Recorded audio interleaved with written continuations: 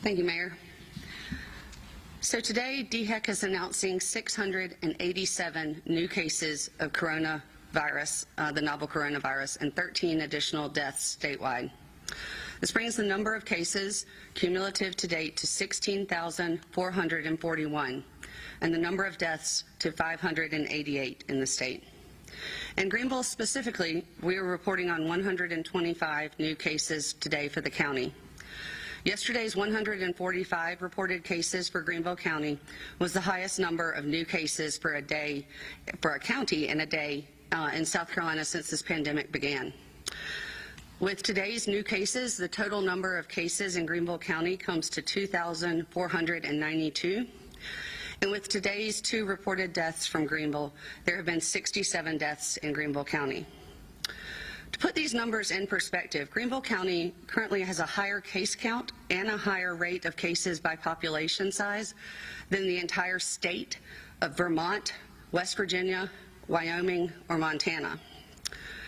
And so for the past 2 weeks, we've seen some of the highest daily numbers of cases since the start of all of this. There has also been a recent increase in the last couple of weeks, in particular in the percent positive data and in hospitalizations due to COVID-19. Our increased testing data has allowed us to better identify hot spots in the state, which recently does include Greenville County. Greenville County, as I said, has seen some of the highest daily counts for any county in the state in the last week and a half in particular.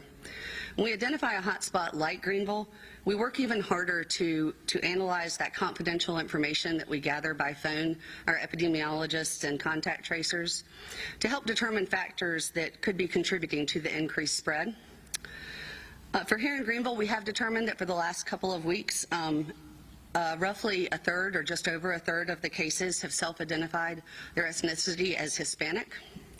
So we immediately began targeting some of our outreach efforts to these communities, which included interviews on local Latino radio stations and then redistributing our Spanish translated information and resources to those areas. We continue to increase COVID-19 testing availability in Greenville in coordination with and with much thanks to local hospitals and healthcare facilities, as well as both the county and city governments. And we continue to work with all of our community partners in the area too. We also need everyone's help in re-emphasizing how critical it is for all of us every day to wear a mask in public and stay physically distant from others.